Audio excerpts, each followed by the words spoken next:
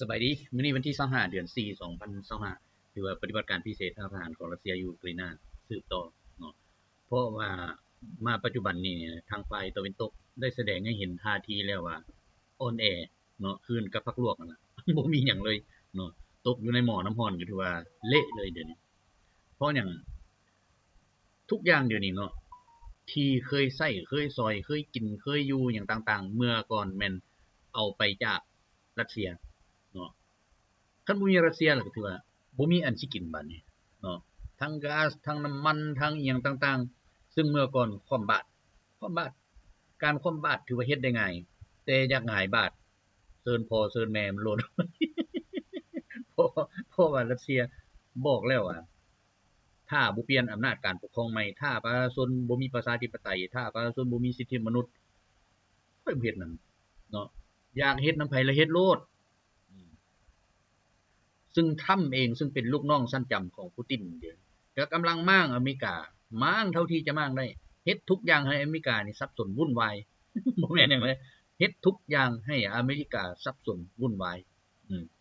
ขึ้นภาษีกับจีนขึ้นไปเลยเนาะปูตินสั่งได้ขึ้นมันสิตายแล้วเนาะซั่นลดลง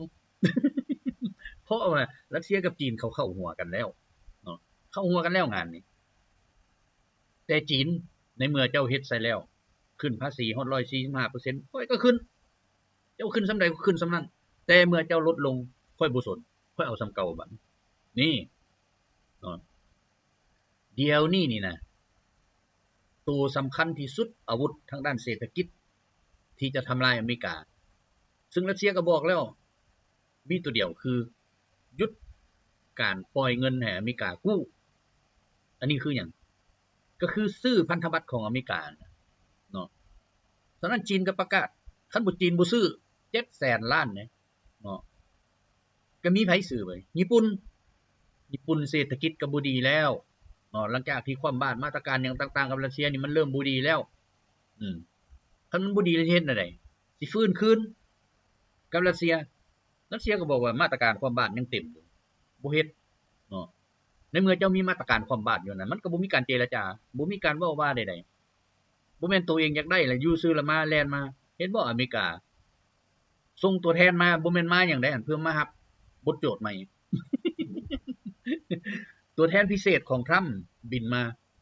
แต่ถ้าความเป็นจริงแล้วรัสเซียบ่ให้เข้าเพราะว่าบ่ผ่านน่านฟ้าได้เนาะย้อนมีการคว่ำบาตรแต่ในเมื่อส่งตัวแทนพิเศษมารับเอาบทละครที่จะไปเล่นต่อไปรัสเซียเข้ามาเลยเชิญเลยเนาะมาโลดมาฮอดแล้วก็มอบหน้าที่ให้เรียบร้อยเตรียมกลับบ้านไปรายงานทำว่ามีอันใดได้สิได้เฮ็ดต่อไป อยู่ในอเมริกาเนาะเฮ็ดอะไรก็เฮ็ดต้องให้อเมริกานี่ล่มสลายหน้าที่ของทำ พวกเฮ็ดมานี่ตายโลดเนาะเซิ้นมึงย่องเอาโลดเซิ้นมึงเว้าเอาโลดเพราะว่านายเหนือหัวมึงนั่นสิทำลายเองเขาเฮ็ดเองบ่มีไผแก้ได้ดอกสมองเฮ็ดมาว่ามันสิไปแก้ปัญหาของอเมริกามันแก้ปัญหาของมันเองมันก็ยังบ่ได้แล้วมันได้แต่เฮาเดี๋ยวนี้น่ะบ่มีปัญญาเนาะมันสิจบเอกจบโทก็ย่าหัวมันเฮ็ดหยังบ่ได้มันลูกน้องเขามันเลียตีนเขาอยู่เดี๋ยวนี้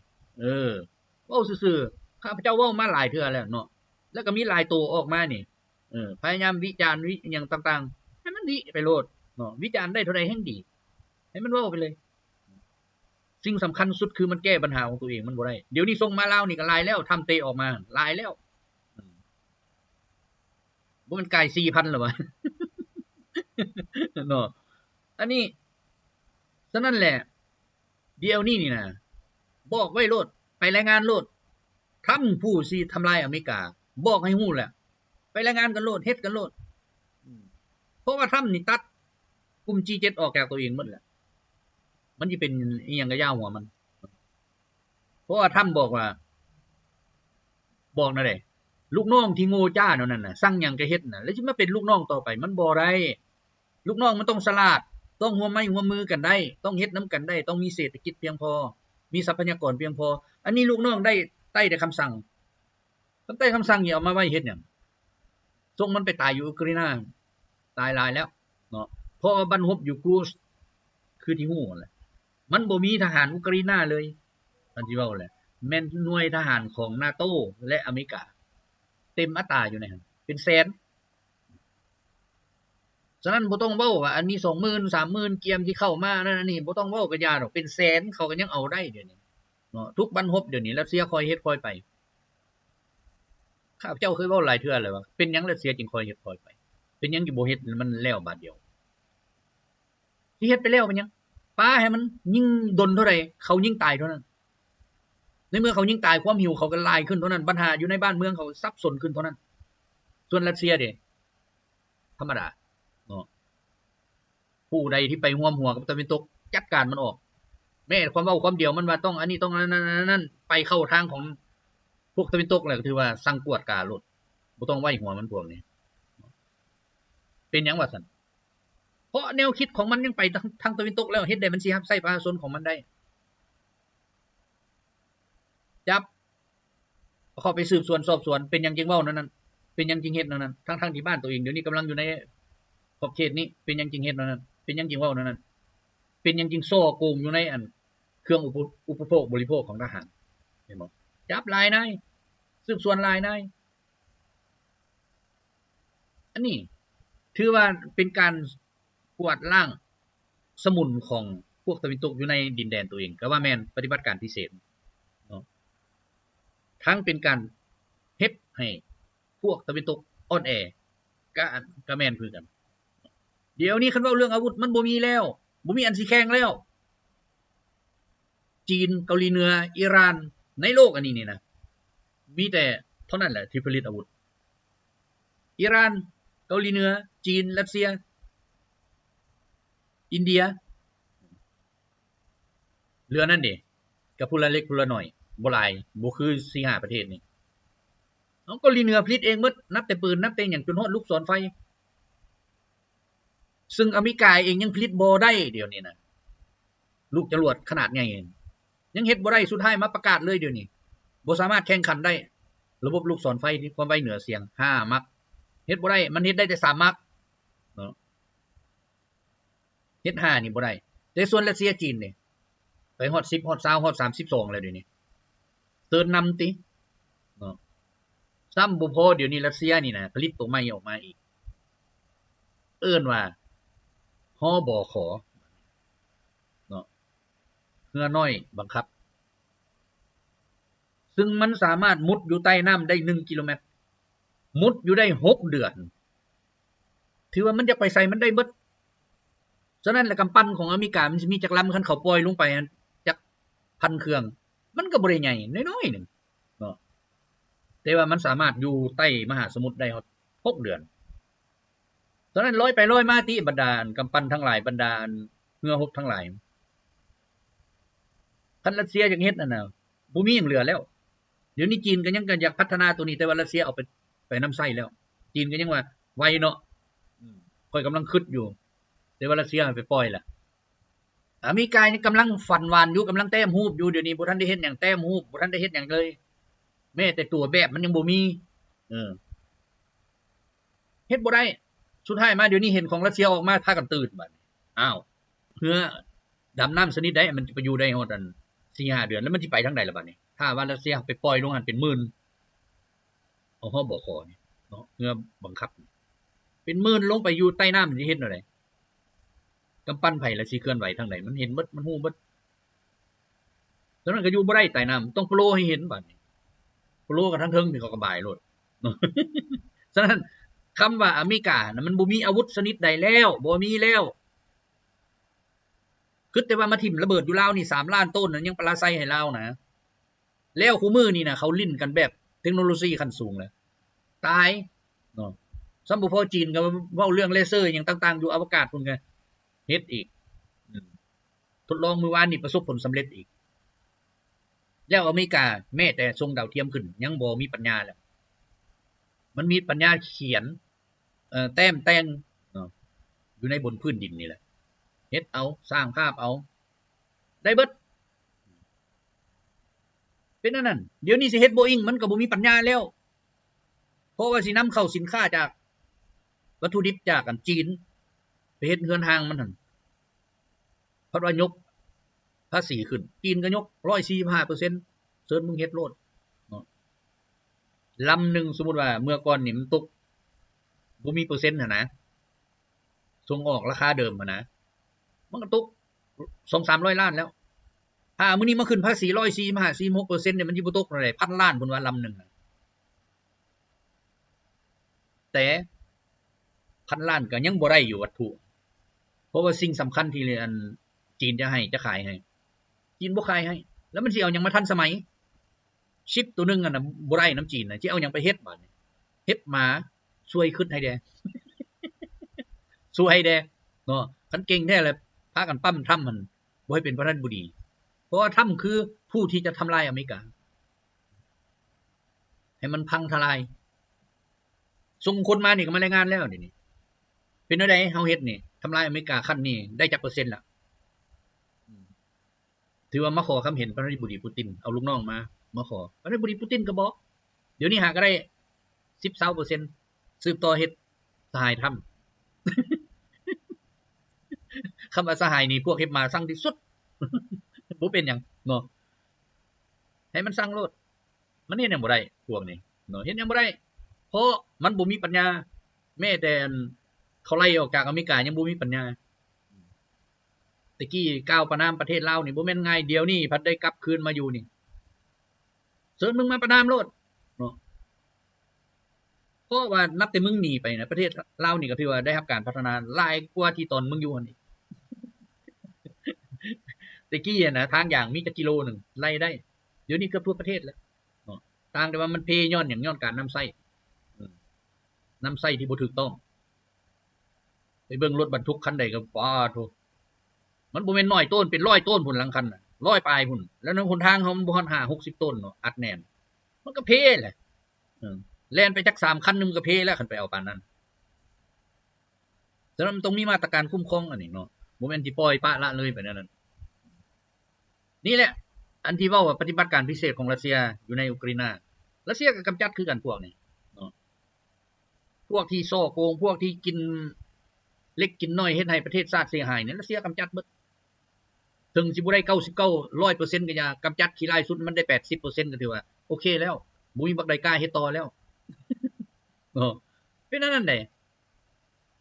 ฉะนั้นอเมริกานี่นะมันเอาตัวบ่รอดย้อนหยังย้อนมันมีแต่การซ่อโกงเฮ็ดหยังทุกอย่างมันเป็นเงินเบิดคันบ่มีเงินมันเฮ็ดหยังบ่เป็นพวกอันนี้นะมันบ่ได้มีจิตใจรักชาติมันบ่ได้มีจิตใจสามัคคีซึ่งกันและกันมันบ่มีเงินทิ่มโยนให้มันเฮ็ดบ่มีแล้วก็แล้วระบบเขาเป็นนั่นน่ะฉะนั้นแล้วมันเฮ็ดบ่ได้บาด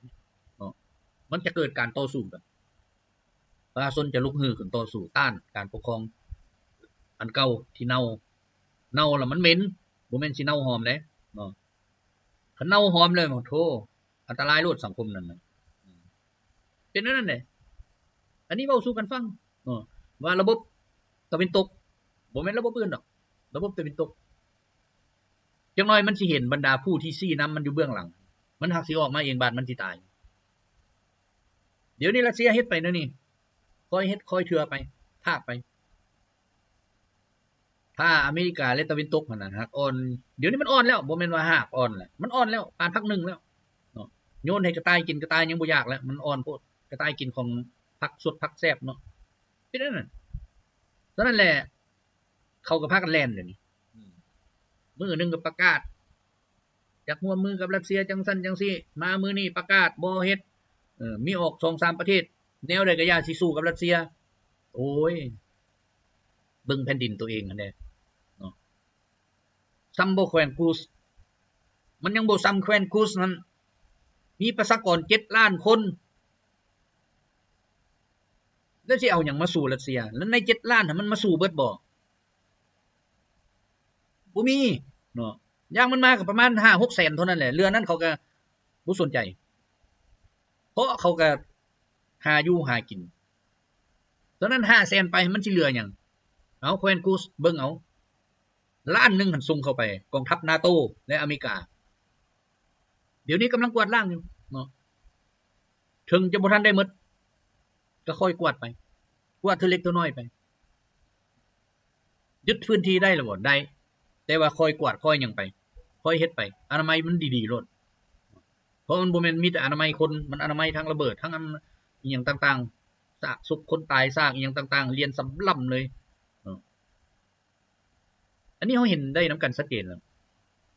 ฉะนั้นความหวังของพวกที่เขาอยากกวนรัสเซียนี่นะเดี๋ยวนี้หมดละหมดหวังละเพียงแต่เอาภาพไปตกแต่งเดี๋ยวนี้เซเลนสกี้นี่ไปไสพูดไปแอฟริกาเพราะว่าอยู่พุ่นมีเครื่องเก่าโซเวียตหลายเรื่องอาวุธเรื่องเทคนิคเรื่องอย่างอยากไปคอเขาสุดท้ายไปฮอดรัสเซียก็ทำลายทิ่มหมดบรรดาอุตสาหกรรมต่างๆอยู่ในอุกราอินที่เฮ็ดเกี่ยวกับอาวุธรัสเซียโยนใส่จักลูกยาวลูกสั้นจักโยบคจักอีหยังลงไป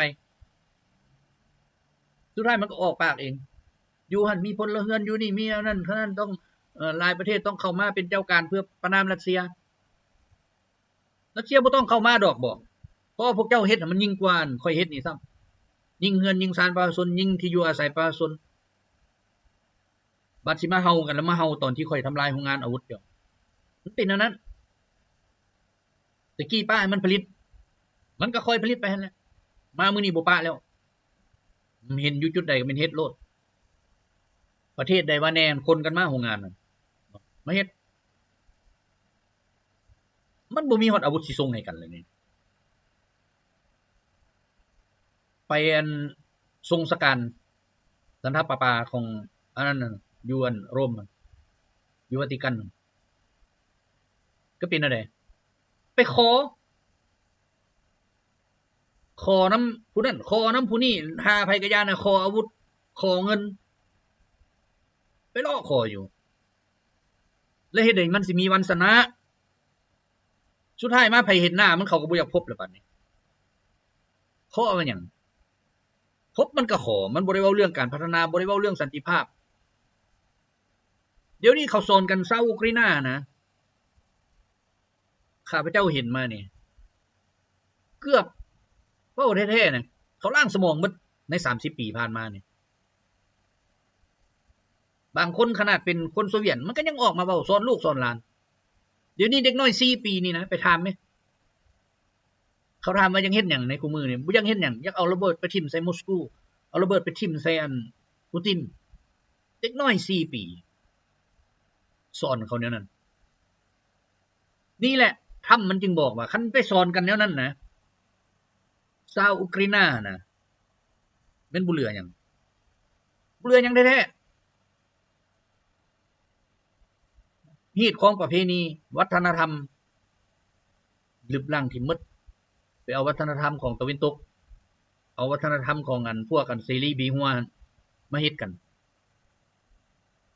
มันเป็นอะไรวัฒนธรรมตัวนั้นวัฒนธรรมที่เสื่อมเสียที่สุด1มาบ่มีหญิงบ่มีชายเนาะ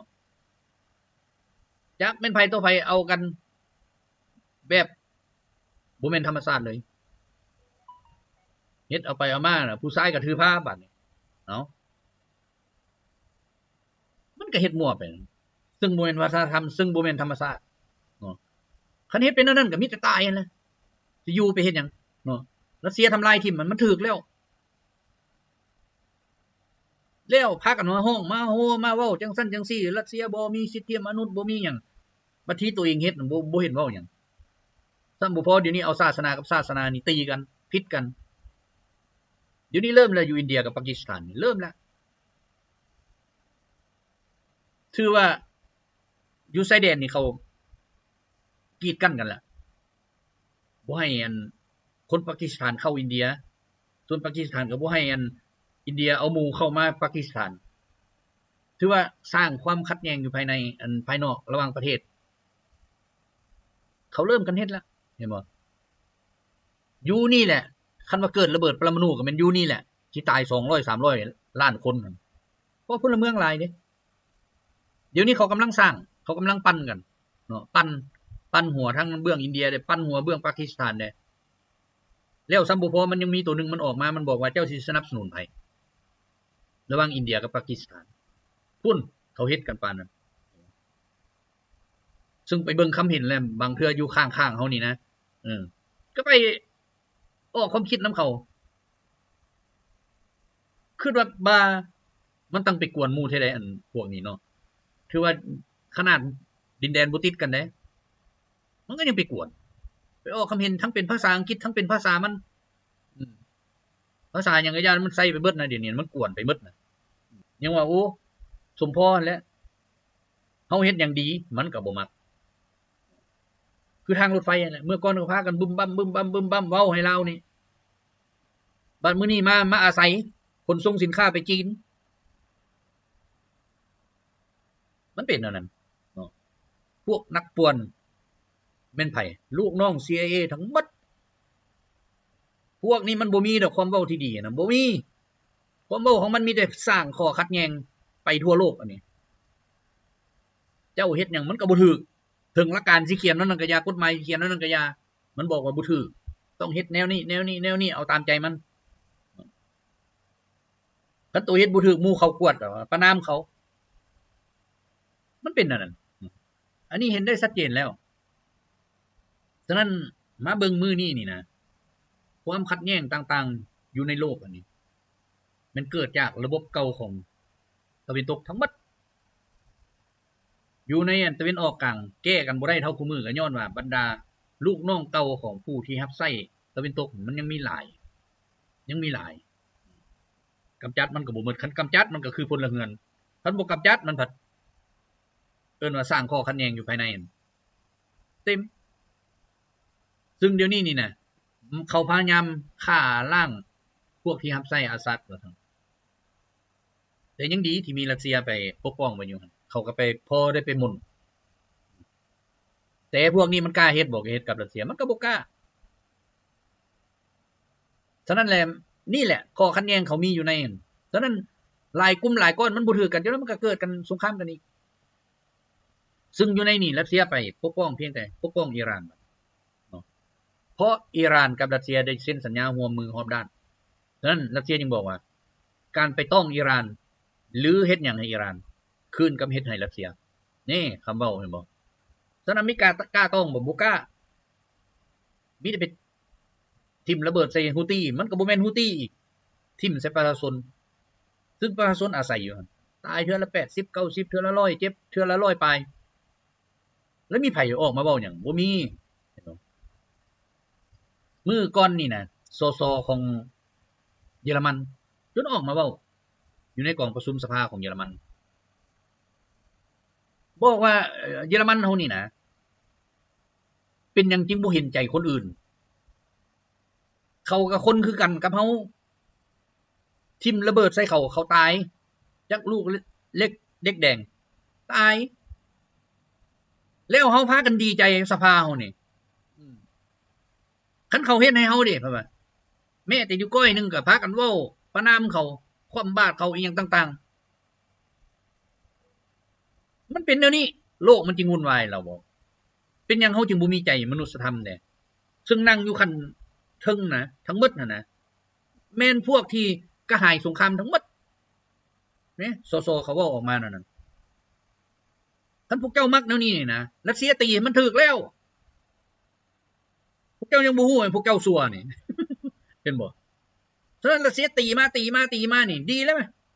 เดี๋ยวนี้ยังตียูเครนแต่พวกเจ้าส่งคนไปตายอยู่หั่นถ้ามื้อใดรัสเซียเหลืออดแล้วมันพวกเจ้า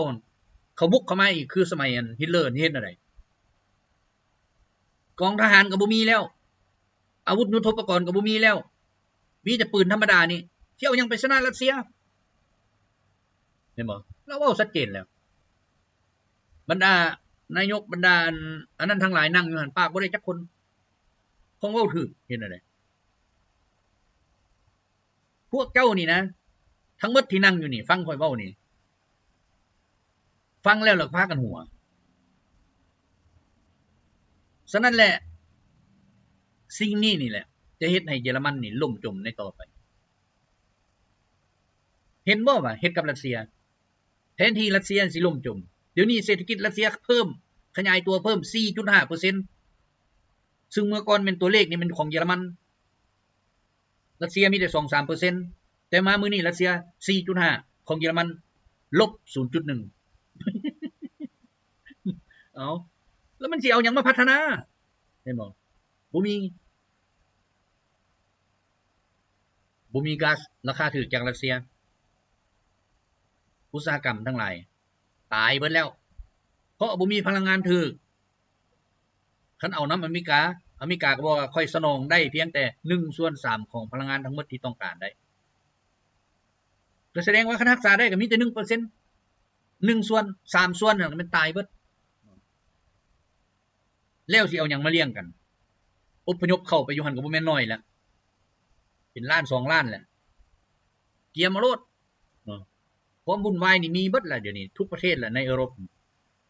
เซิ้นให้มันร่วมตัวกันโลดมันแก้บ่ได้จักโตดอกอันการนำมันนั่นแก้บ่ได้จักโตสิบอกให้เพราะคนเขาเองก็เว้าแล้วบ่แม่นข้าพเจ้าเว้าได้อันนี้ซอของเยอรมันนั่นแหละเว้าเพราะพวกเจ้ามันถูกอเมริกาตั้งมาเมื่อก่อนน่ะเฮ็ดกับอันใบเดี้ยงน่ะบ่แม่นง่ายจนใบเดี้ยงน่ะจนเดี้ยงไปแล้วเนาะเดี้ยงทั้งสมองเดี้ยงทั้งขาทั้งแขนเฮ็ดหยังบ่ได้แล้วนั่นอันนี้จึงมาเบิ่งแล้วว่าสภาพการของโลกคู่มื้อนี้นะทั้งด้านเศรษฐกิจทั้งด้านการเมืองด้านการทหารรัสเซียเอาไปเบิดแล้วบ่มีประเทศใดดอกเฮ็ดได้นะกับรัสเซียนี่บ่มีหลายประเทศนี่อยากเข้าร่วมเลยแต่รัฐบาลนี่บ่ยอมซึ่งบรรดาประเทศอดีตสหภาพโซเวียตเก่าอยู่ในแถวบัลติกก็เริ่มแล้วแต่มันก็ยังมีหัวที่ว่าไปน้ำตะวันตกหั่นพากันเฮ็ดหยังบ่เฮ็ดได้เดี๋ยวนี้เนาะท่อระบายน้ำเสียอยู่ในตัวเมืองของแถวบัลติกนั่นแหละมีฝาปิดที่มีกาเครื่องหมายของโซเวียตเนาะ SSR เพิ่นก็พากันไปเมินออก บ่มีปัญญาเฮ็ดท่อใหม่มาใส่เห็นบ่ทั้งไปเมิน SSR ทิ่มเบิ่งดูคันเมินแล้วมันก็บางบัดนี้จังได๋รถไปมันก็ลุกซั่นล่ะบ่จักโง่จักจ้าจักอีหยังบูสิเว้าเลยเนาะหลายคนประชาชนเขาก็จนออกมาเว้าเองนี่บ่สมองของว่าประเทศที่ฉลาดเมื่อก่อนเคยเป็นมหาอำนาจอันนึงอยู่ในโลกอันนี้ในที่สุดแล้วมันกลายเป็นประเทศที่มีพลเมืองที่ไปล่างวิธี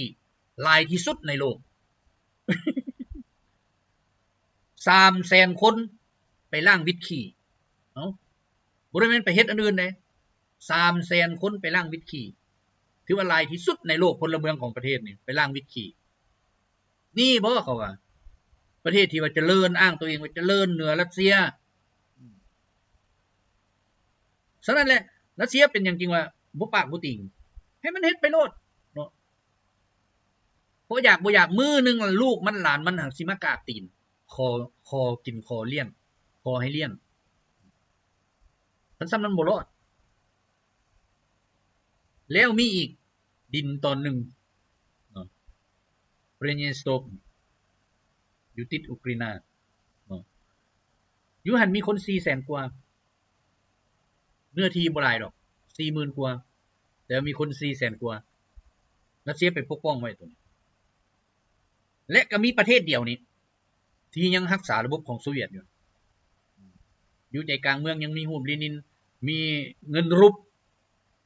ที่ใช้กันที่โลกนี้บ่รับรู้แหละแต่เขาใช้กันอยู่ครับข้าพเจ้าไปเห็นเขาเอาลงมาแปลกเนาะดีแล้วทุ่งเขาก็ยังมีเกี่ยวเขาตีอยู่ทุ่งของเขาแต่เป็นประเทศที่บ่มีประเทศใดยอมรับว่าให้มันเป็นอิสระมีแต่รัสเซียประเทศเดียวที่ยอมรับเหลือนั้นเขาบ่ยอมรับเศรษฐกิจเขาดีบ่ดีเพราะร่วมมือรัสเซียนี่แต่ว่าโลกทั้งโลกนี่บอกให้ไปขึ้นกับอันมลดาวีแต่เขาก็บ่ยอมเขาขอเป็นเอกราชเพราะเขาบ่มักคือกันนั่นไปน้ำตะวันตกเขาก็บ่มักเขาว่าพวกเฮาอยู่นี่มีเศรษฐกิจดีแล้วมีการเงินที่ดีแล้วพวกเฮาอยู่คุมตนเองเพิ่งตนเองแบบบ่ได้สนไผเพียงแต่ขอกำลังของรัสเซียเข้ามาประจำการปกป้องเนาะรัสเซียก็ยินดีส่งทหารเข้าไปฉะนั้นแหละอุกราอินมันก็อยากไปตีอยู่หั่นแต่มันบ่กล้าเนาะมงดาวีสิมาตีก็บ่กล้าเหมือนกันกับอันเขตสตาลินกราดเขายังถามว่าเมืองใดใหญ่ที่สุดในโลก คนตอบบ่ถูกส่วนหลายแต่มีเด็กน้อยผู้นึงมันตอบว่าเมืองสตาลินกราดใหญ่ที่สุดแล้วอาจารย์เลยถามว่าเป็นหยังจริงว่าเมืองที่ใหญ่ที่สุด เพราะเป็นอย่างยิ่งใหญ่สุดเนาะนักเรียนผู้นั้นอธิบายว่าเพราะว่าเยอรมันบุกตีถนนเส้นเดียวอยู่ในหันนะจน2 ปีไปบ่ฮอดใส่ว่าซั่นเพราะถนนมันยาว เด็กน้อยมันตอบ2 ปีบุกฝรั่งนี่3 เดือนเรียบร้อยบุกโปโลยนี่2 เดือนบุกประเทศอื่นๆนี่5-60 มื้อแต่อยู่หัน2 ปีถนนเส้นเดียวมันยังไปบ่ถึงไสฉะนั้นถนนเส้นนั้นคือสิยาวว่าซั่นนี่เด็กน้อยเขาตอบสตาลินกราดเมืองที่ใหญ่ที่สุด ฉะนั้นฝรั่งบ่ต้องเทียบเนาะเยอรมันเดินสวนสนามภายในเพียงแต่เดือน2 เดือนเท่านั้นป่านนั้นสิมากะลาวเฮ็ดสงครามกับรัสเซียบ่มีทางเป็นไปได้เลยคันยังฮู้ประวัติศาสตร์อยู่หั่นนะคันมันพวกอันฮู้ประวัติศาสตร์บ่ตายเบิดหั่นนะคิดว่าบ่มีไผกล้าดอกแต่ว่าอันนี้คือสงสัยเขาฆ่าที่หมดแล้วอันพวกฮู้ประวัติศาสตร์ฉะนั้นเขาจึงมาสอนกันฝรั่งยิ่งใหญ่ฝรั่งเข้มแข็งเป็นมหาอำนาจอังกฤษก็ยิ่งใหญ่เป็นมหาอำนาจที่จริงมันบ่มีมหาอำนาจพวกนี้แล้วบ่มีแล้วฝรั่งอังกฤษบ่มีแล้วขึ้นกับอเมริกาเบิดแล้วเป็นอย่างจริงอเมริกาจึงจงไว้ก็ย้อนว่าเพื่อเอาเป็นเสียง3เสียงอยู่ในหันซื่อๆเนาะ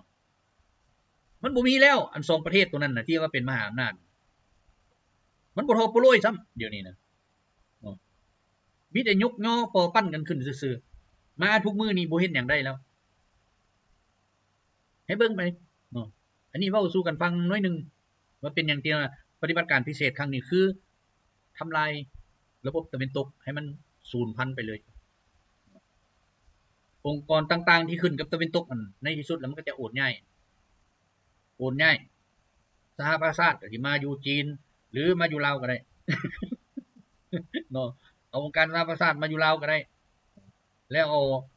องค์การต่างๆที่ว่าเป็นของกันนั้นน่ะมาอยู่จีนมาอยู่รัสเซียปิดเบิดของตะวันตกบ่ให้มันมี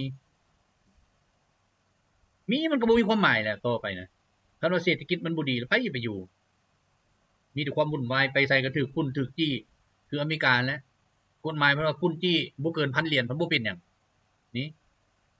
เดี๋ยวนี้นี่อยากให้คนไปอยู่อเมริกาว่าต้องซื้อมีเงิน5 ล้านเข้าไปอยู่เลยมีข่อยก็บ่ไปอยู่อเมริกา ไปเที่ยวไปอยู่เฮ็ดหยังเนาะข่อยบ่แม่นเฮ็บหมา ถ้าอยากไปโลดอเมริกาเพราะในต่อหน้าเนี่ยมันจะบ่มีดีหยังแล้วบ่มีดีหยังแล้วมันจะมีแต่ความวุ่นวายดีบ่ดีแตกสลายแล้วสิไปอยู่เฮ็ดหยังบ่มีอเมริกาต่อไปประเทศใดสิเอาบัดนี้ซื้ออเมริกาเนาะมันต้องเพราะว่าชาว阿拉斯加เดี๋ยวนี้ที่อยู่อเมริกาเขาพยายามจะไปหารัสเซียอยู่แล้วเดี๋ยวนี้จังน้อยเขากลับคืนบ้านแบบอันฮ่องกงนั่นแหละเบิดอันนั้นแหละก็กลับคืนบ้านเนาะเป็นอันนั้นต่อไปเอ้ามาเบิ่งปฏิบัติการพิเศษบัดนี้สรุปจากวันที่19หาวันที่25นี่อยู่เขตภาคเหนือฆ่าตายไปทั้งหมด 1,320 บักเขตภาคตะวันตกฆ่าตายไป 1,535 บักภาคใต้ฆ่าตายไป 2,065 บักภาคกลางฆ่าตายไป 2,345 บักภาคตะวันออกฆ่าตายไป990 บักแล้วก็ภาค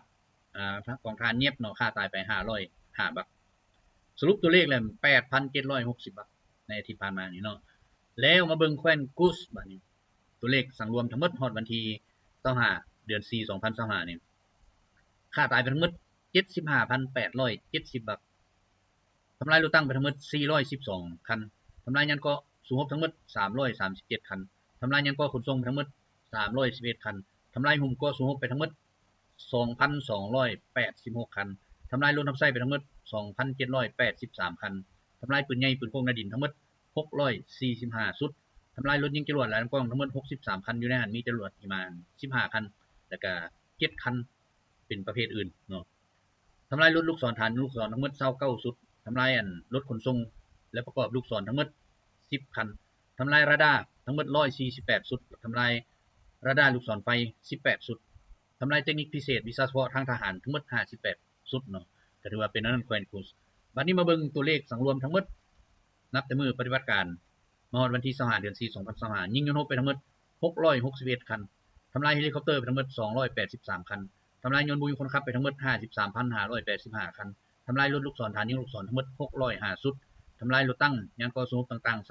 23,035 คันทำลายรถยิงจรวดแหลมกล้องทั้งหมด 1,553 ชุดทำลายปืนใหญ่ปืนโคกในดินทั้งหมด 24,098 ชุดทำลายเทคนิคพิเศษทางทหารและพาหนะขนส่งต่างๆ 34,582 ชุดเนาะถือว่าเป็นนั้นการทำลายแนวนี้นี่นะถือว่าอาวุธเทียบใส่ประเทศที่มีหลายเนาะคืออเมริกาคันว่ารถตั้งนี่มันฮอดนะ23,000 กว่าคันมันก็หมดเลยดิที่เอาอย่างมาเนาะวันนี้รถยิงจรวด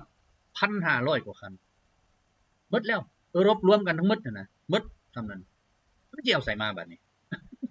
อันนี้ว่าซื้อได้เนาะวันนี้ยุนฮบคันที่รวมแล้วก็ถือว่า600 กว่าลำนี่นะก็เกือบจะมาหมดรบอะไรได้รวมกันนะยังแต่ของฝรั่งกับอังกฤษซึ่งว่ามีแต่บ่หลายมีบ่หลายของอเมริกามีหลายบ่หลายตัวเลขมันบอกว่ามี 2-3 หมื่นคันแต่มันใช้การได้แท้ๆบ่เกิน 3,000 คันบ่เกิน 3,000 แล้ว 3,000 นั่นเป็นรุ่นที่5นะมีบ่ฮอด100 เหลือนั่นเด้รุ่น4รุ่น4บวกยังบ่มีอเมริกามีแต่รุ่นที่4แล้วก็รุ่นที่5ฉะนั้นเหลือนั่นเป็นรุ่นที่4มันสิเอาหยังมาสู้เซิร์นโลดคือข้าพเจ้าเคยเซิร์นหลายเทื่อนะยกมาโลดกองกำลังข้ามมหาสมุทรมาโลดคนใส่เรือได้สูงสุดก็บ่เกิน 20,000 30,000 ยนต์รบมาสูงสุดก็บ่เกิน100 คัน100 ลำเนาะเซิร์นกันหยังวะมันสิเอาแนวใดมาคันมันบินมันก็บินบ่ฮอดอังกฤษคือกันมันก็ต้องออกเกาะมาส่วนมันสิยกทัพมาได้นะมันเป็นไปบ่ได้ที่ไปสู้รบแล้วหมดอัน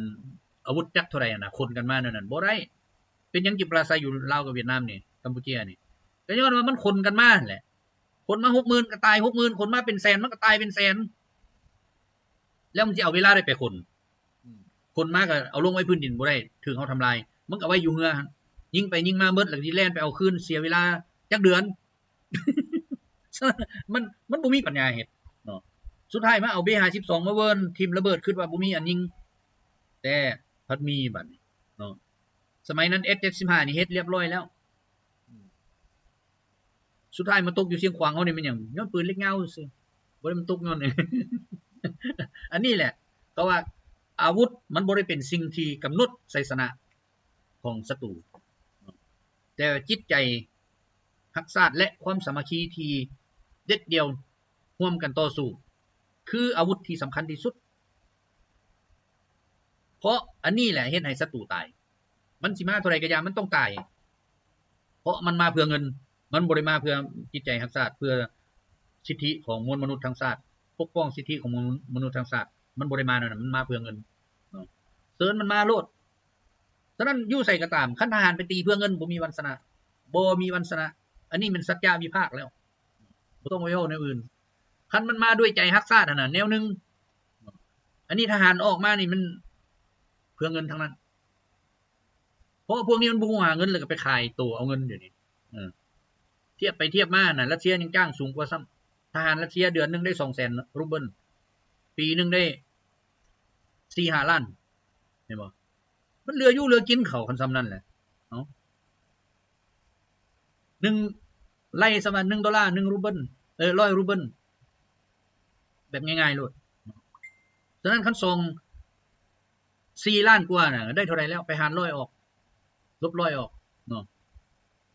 ปีนึงเขาเหลืออยู่เหลือกินบ่ซำนั้นเหลือเฟือถ้าเทียบเงินลาวก็เป็นตื้อละปีละตื้อฉะนั้น